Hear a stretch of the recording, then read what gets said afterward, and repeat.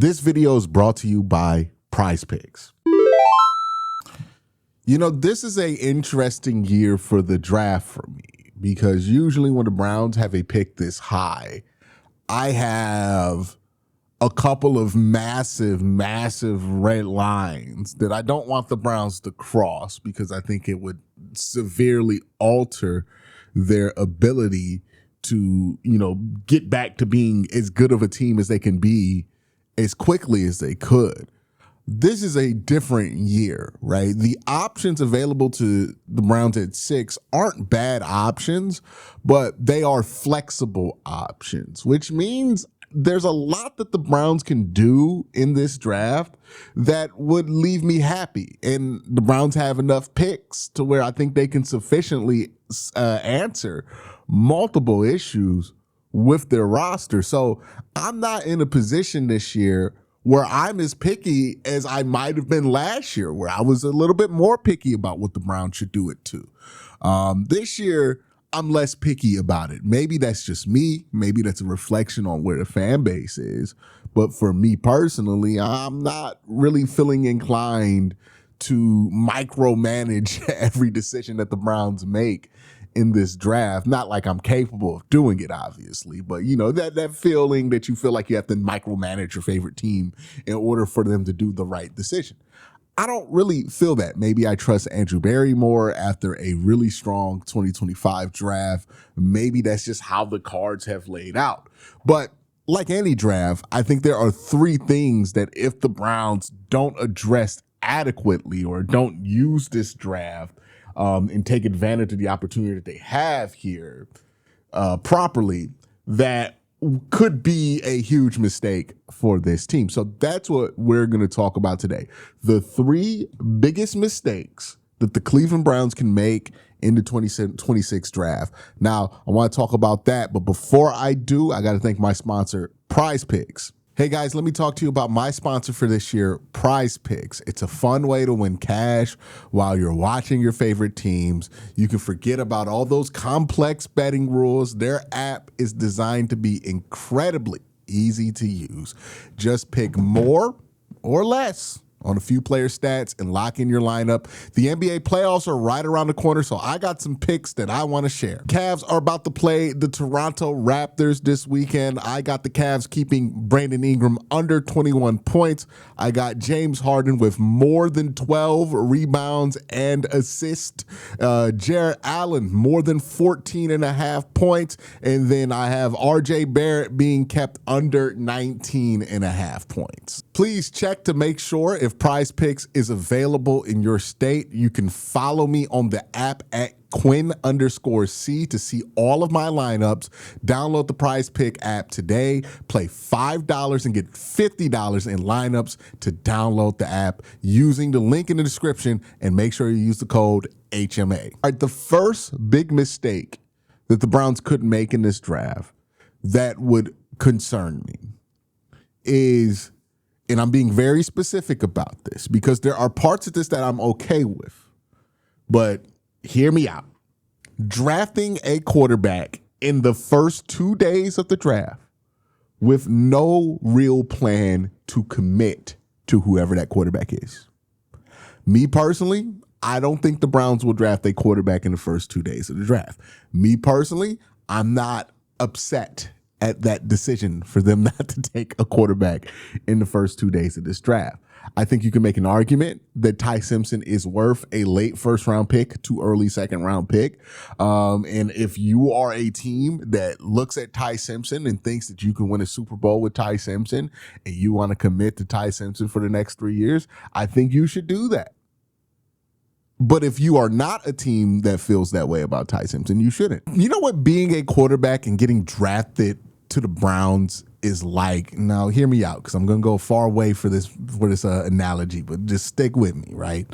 If you've ever had like a sister or an auntie or some woman you're related to that you're close to in your life, or if you've had somebody in your life that you're close with and you know what they want to get married, they want to get a house, they want to do all this stuff, you know what I mean?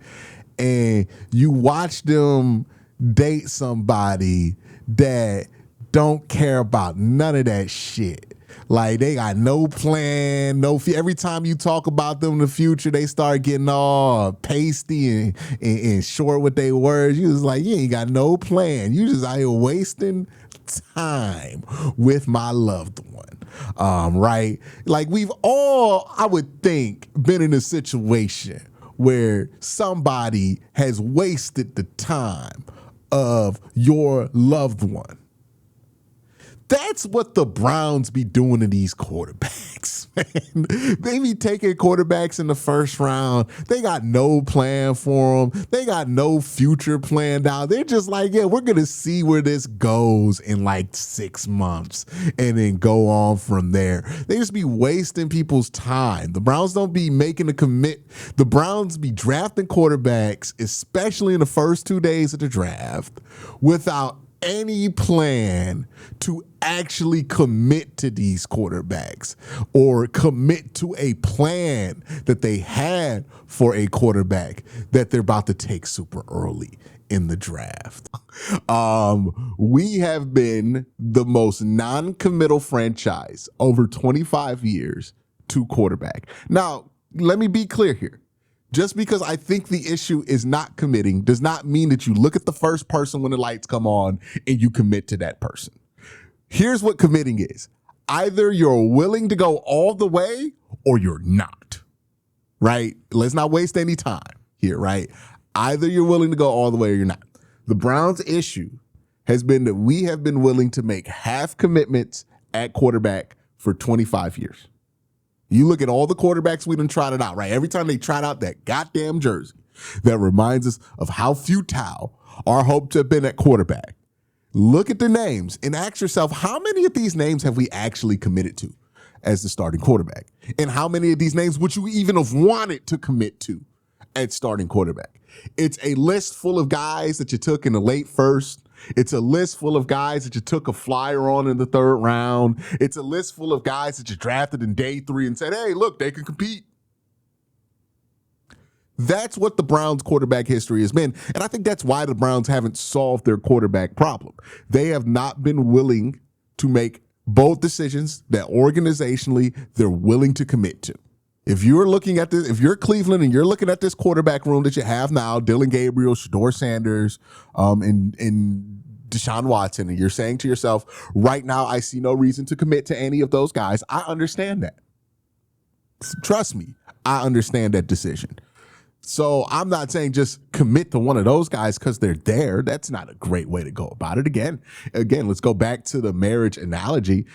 Just because you want to settle down don't mean you just gonna grab the first person and ask them to marry you and start a family just because they're willing to do so, right? Like, you have things that you want to check off, things that make you okay with that commitment.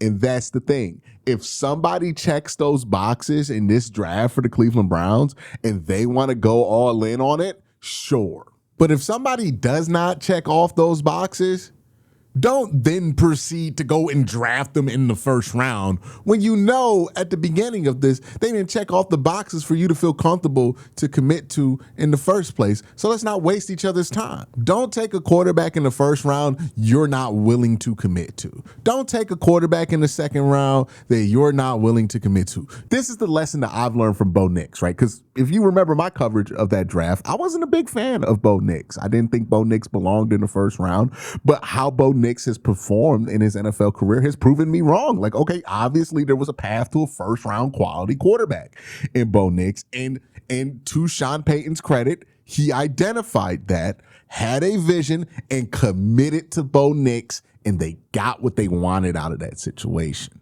So if that's what we're in, if you want to commit to Ty Simpson and you want to just say, hey, this is going to be our guy, we're going to ride with this for the next 3 years, I'm not going to play the meta game of could we have technically gotten a better prospect here. If we're willing to commit to it for 3 years as an organization and we're willing to put our resources behind that guy at quarter, then fine, do it. If you love the guy that much, then do it. But if we're just taking Ty Simpson because we think that there's value there with him at 24, if we're just taking Ty Simpson to take a flyer on Ty Simpson, save us the fucking time and just not do that. right? Let Ty Simpson go somewhere that wants him. But if we're going to waste Ty Simpson's time, if we're going to waste the time of whatever quarterback do we go here, let's just not do it because we're not going to be successful doing that. That's my thing with the Browns with quarterback in this year's draft. If you want to take one in day one or day two, fine. But you better be ready to commit to that guy, right? Like you better love that quarterback and be willing to commit to him. Because if we do this again, where we're drafting a quarterback in day one or day two that we're going to be ready to get rid of after year one, I'm going to pull all my hair out live on stream. I'm going to just shave my hair, okay? Not really, but that's how I'm going to feel. Because that's the most frustrating thing about the Cleveland Browns is their wishy-washiness about quarterback and their inability to be able to make a decision that they feel good about and are willing to commit to at that specific position. There's been no vision. There's been no plan at court. Even when we took Baker Mayfield number 1 overall 2 years into his career, we fired the guy who had the vision for it. And you can argue it was justifiable, but the vision there for Baker Mayfield was gone. Baker Mayfield ends up spending a couple of lost years in Cleveland because there's no vision for him with Kevin Stefanski because he's not the guy who wanted to take him number 1 overall. And we just kind of end up wishy-washy, right? The Deshaun Watson, as much money as was committed to Deshaun Watson, were we ever truly committed to a vision for what Deshaun Watson in the Cleveland Browns uniform should look like as a quarterback? I don't think we were. We were always changing the offense. We were always switching parts around. We never had a true vision. Now, obviously, Deshaun wasn't going to be able to live up to that because he turned out to not be capable after his whole situation with Houston, but still, I feel like we could have mitigated some damage if we had a better vision to go along with the commitment financially that we made with Deshaun Watson. But now he's sitting on the bench. All right, let's move on to number 2 for my big mistakes that the Browns could make in this year's draft. Ignoring the offensive line because you think you addressed it enough in free agency. That would be a big mistake. Now, first, I want to applaud Andrew Berry because I like what he's done in free agency. I love the emphasis that we have had on the offensive line. I love the focus on the offensive line and the resources that they spent on the offensive line. I am very encouraging of those decisions. I encourage those decisions. I want more decisions like that. What I don't want to see is that aggressiveness that you showed in free agency justifying being a bit too passive with the offensive line in the draft, because yes, the Browns solved their problems for the 2026 season, or at least they threw some good answers at some questions that they had for the 2026 season with their offensive line acquisitions. They still have a big question mark about the future of this offensive line. Because, yeah, Zion Johnson is a younger player, and he certainly plans into the future. But Elgin Jenkins is about 30 years old. I don't think he really factors into the 5-6 year future for the Cleveland Browns, right? Another Titus, right? He doesn't really factor into the long-term future of this team because he's going to be 30 in 2 years, 32 in 4. So, yes, I love that the Browns were aggressive in free agency, but still would like the Browns to draft at least 2 offensive linemen, right? They still need to address the tackle position. I don't think rolling into the year, kicking the tires on DeJuan Jones and leaning on that as your main plan at left tackle is a great idea. Not because I don't think DeJuan is capable, even though I do think there are questions to how capable he is as a player that we haven't been able to address, simply because he hasn't been healthy. And that's the bigger part, right? I don't want to be in a situation where DeJuan gets hurt early in the year. And because DeJuan gets hurt, all the offensive line stuff that pops up. And then we're talking about not being able to have a fair evaluation of the quarterback room and all this stuff because the offensive line was hampered. And it's hampered because we relied on one of the least reliable guys in the locker room when it comes to health to hold up the most important position, which is left tackle.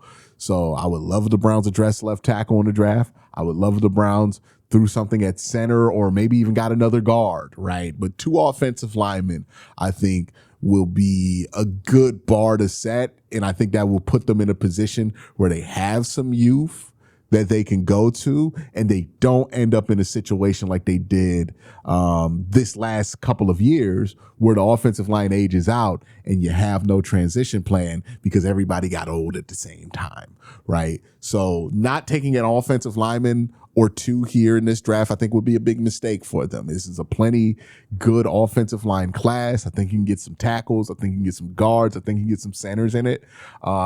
Those don't come around very often. You have a ton of picks in this year's draft class. I think it would be foolish to not do something there. Now, when I bring up offensive line, I think a lot of people are naturally going to say, well, Quincy, what about wide receiver, right?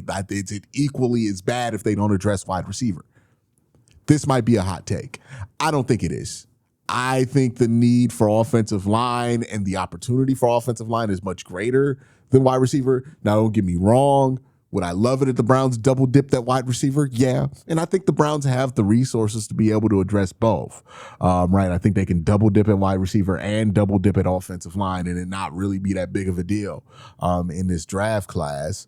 But if I have to pick one, I'm definitely picking the offensive line. And it really has nothing to do with like which one I think will benefit the quarterback room more. I think you can make the argument that wide receivers help quarterbacks. I think you can make the argument that offensive linemen help quarterbacks because both positions obviously help quarterbacks. I think offensive line is much more difficult to find than wide receiver. And also, for what the Browns have in their quarterback room, don't think that the Browns are going to have enough. How do I put this? They're not going to have enough demand for production for their lack of supply to really matter that much, right? Like if we're looking at this from a business standpoint, the Browns don't have a high supply at wide receiver or receiving yards production potential, but they also don't have a lot of demand for it because realistically with this quarterback room, we're looking at a maximum of about 3,600 passing yards. And when that's what you're going to top out at, you got Harold Fannin. You can maybe draft another tight end, maybe another wide receiver. You could probably get to your peak output when it comes to receiving yards because I think it's going to be capped by the quarterback position, whether it be because guys just aren't that experienced in their second years of their career or just aren't that good anymore. I'm going to do a whole video talking about what the Browns quarterbacks need to do to get better this year later. So I'm not going to get too deep into that. But that's why I'm not going to be that upset if the Browns don't thoroughly address wide receiver, just because I understand that they're not in a supply demand crunch at that position. Like they can let wide receiver go by this year and then address it next year, which by the way, next year looks like a stronger wide receiver class than this year by a significant margin. If you just look at the top end, obviously it's a big difference, right? We were talking about going from, Carnell Tate maybe being the top wide receiver in this draft class to Jeremiah Smith, who gets compared to Julio Jones. So obviously a huge difference there in wide receiver prospect at the top. And from what I hear, a big difference in the middle of that class as well. So I think it's okay if the Browns decide not to go that hard at wide receiver this year. I know a lot of people will be frustrated if that happens. I'm okay with it for multiple reasons. The next area where I think the Browns could make a mistake in the 2026 draft is one that we don't really think about. And I think one that I think the Browns will get criticized for addressing, but I think they should stomach the criticism and do it anyway. I think it would be a huge mistake if the Browns did not address the defense in this draft class. There's a lot of pressure to just ignore the defense because the defense is good. This kind of reminds you of like when you're in school. I'm analogy heavy today, so my apologies if you're not a fan of analogies. But this kind of reminds me of when you're in school and like because you are competent and capable, you don't necessarily get the attention with the teacher that you might still require because other people are less capable than you, right? We've all are familiar with that kind of a scenario, whether it's happened to you or if you've watched somebody write about it in a sitcom or something like that. We all know what that's like. And I feel like that's how we're treating the defense. We're like, oh, the defense is capable. The defense is fine. We don't need to do anything with the defense. We can just neglect the defense. But the defense is the identity of this football team. The defense is the best thing going with this football team. And I think it would be a huge mistake not to invest in it and continue to make that the best thing going. The Browns got to keep the main thing the main thing. And the main thing with this team, whether you like it or not, is defense. Offensively, they're not close to being the kind of unit that can carry this team. The defense is going to have to shoulder that load, which means we should continue to invest in the defense because that's going to be the core of this team's identity. Even if the offense gets to a place to where it's not embarrassing anymore.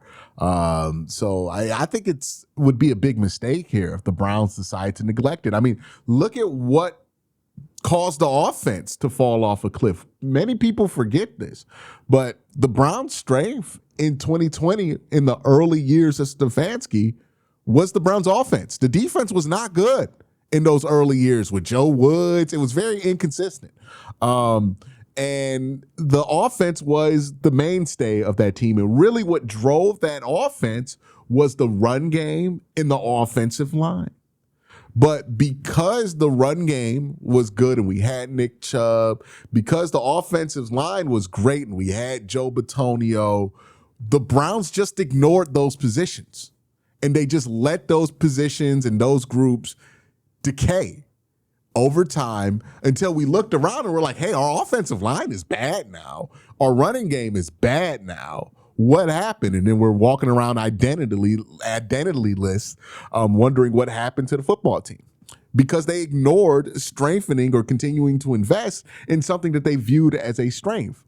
Don't let the same mistake happen to the Browns defense, right? Think about what happened to the Browns offense. Now, many of you might not remember this, but when Kevin first got here, the strength of the team in 2020 wasn't the defense. The defense was actually pretty mediocre, underperforming for the level of talent that they had on defense, especially.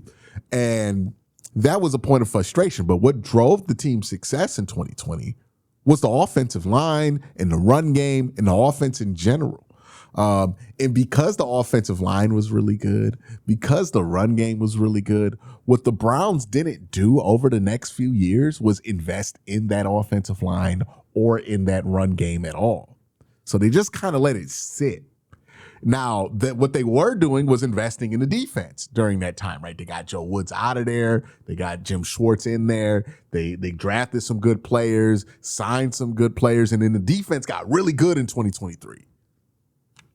But then the offensive line started to fall apart in 2023, right? And the run game started to fall apart. And now we're in this cycle where it's like, oh, well, the offense used to be good. We let that decay, and now the defense is really good.